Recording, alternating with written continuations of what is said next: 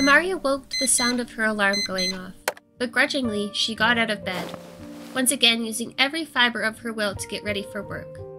She didn't know when, but her life had slowly become a haze. As she approached the train station she used to commute almost daily, many people would understandably see her as just another employee making her daily commute to her job. What no one knew was how swallowed up she had become by her personal environment. As she heard the train approaching, the same thoughts and images popped up in her mind. Thoughts of jumping in front of the train, the sounds, the feelings, the emptiness that would surely ensue. She smiled at the thought and was taken aback. This had been the first time she had smiled without effort in a long time. The breath of the train announced its arrival, and she got on. Once she arrived, she looked up at the building she commuted to on a nearly daily basis.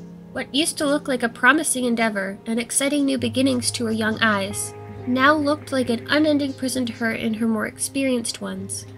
As she approached her desk and sat down, her supervisor almost immediately began lecturing her on her work, telling her more effort was needed or the job would be lost.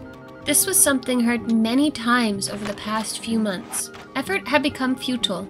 No matter how much was put in, it was never enough. As her supervisor turned around, she glared at his back angrily, and then quickly looked around to make sure no one had saw. Turning to her desk, she realized she was tired and depleted, and there was no longer any energy to try and bounce back as she had done so many times before. As night approached, she considered just staying the night at her job to try and catch up. It was already almost 11:30. She looked at her watch, debated for a moment, let out a sigh, and decided to leave for home. Pulling on her coat, she left the cubicle and took the stairs to the first floor, walking out through the doors of her work. Turning around, she looked once more at the building she had slowly come to despise. A wave of emotions crashed over her. She found herself completely overwhelmed with sadness, disappointment, anger, and frustration. Almost too much to bear. Then, it stopped suddenly. Her brain was overwhelmed. Emotions gave way to emptiness. Pure emptiness. She then looked away from her job and began to approach the train station. She once more smiled, not knowing where the smile came from as there was no emotion to show. She felt as if a huge weight fell off her shoulders. The approach of the train was heard again, and before anyone could react, she stepped in front of it. In that moment, everything flashed before her eyes. A life that seemed to amount to nothing, feelings of unfulfillment and failure, and a profound sense of loneliness. Screams from others waiting for the train filled her ears. There was barely any time for reaction before the hot breath of the train was felt, the speed of it catching her before she could fall to the railway track, her shoes flying in different directions, and her purse soaring through the air, with many of its contents cascading around it as it landed. People looked on in shock, fear, and sadness as an alarm blared announcing the awful scene in front of them. Fading in and out of consciousness, she heard people talking around her. The only things she could make out were random words here and there. After that, she faded into darkness, feeling like she was falling, like she had in past dreams, except this time, more real. She awoke on the ground and tried to stand up, but she couldn't. Her legs were not moving. She lifted herself up with her arms to see that her body had been cut cleanly in two. The other half was nowhere to be seen. Then thoughts in her head, the ones she had leading up to this moment, scratching and tearing at the inside of her mind. It was almost as if they had taken on a personality of their own, with a goal of making her suffer. Once she had processed everything, she screamed with a range of emotions, thoughts, and pain. Struggling onto the train platform, she crept up to a man sitting on a bench reading a newspaper, her nails clicking on the ground as she crawled.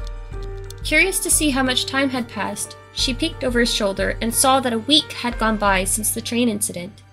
As she read, she noticed an article for a job opening. Her job. An intense, insatiable rage rose inside her. How dare they replace her so quickly? She swung at the newspaper, her fingers ripping through it like soft butter. She was surprised and looked at her hands to see her nails were sharp as razors. The man beside her, who had seemingly not noticed her, yelped in surprise at the newspaper ripping in front of him. She realized he didn't appear to be able to see her. People looked at him confused, but continued on with their day. The man got up and rushed to the train that had just pulled up, and hurried inside, throwing the newspaper on the ground in a panic. Climbing back down from the bench, she then felt her mind, like a compass, point her in a new direction. Her fingers clicking, what was left of her body seemingly possessed and having a mind of its own. It eventually brought her in front of the building that had caused her so much pain. Noticing a light on in the building, on the floor she used to work on, she made her way up to where it was. Creeping into the room, filled with cubicles, and crawling along the pathways to the area her supervisor was often found, she saw him. The man's back was turned to Himari. However, the clicking of her nails on the floor gathered his attention. Turning around, he saw Himari and screamed. Before the man could move, Himari rushed at him and swung her sharp claws across his body. Almost instinctively, the voices in her head silenced, and the crippling pain subsided.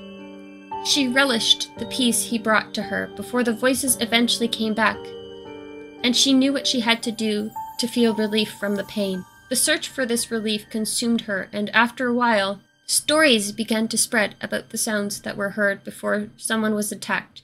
Teke Teke, a name that derived fear from many, and a name she became familiar with. This is just the beginning of a series I will be working on. Everything you watched, I edited on my own. So if you enjoyed this story, be sure to like and follow so I can make more content. I will be uploading monthly. Until the moon calls us together again, may the shadows protect you.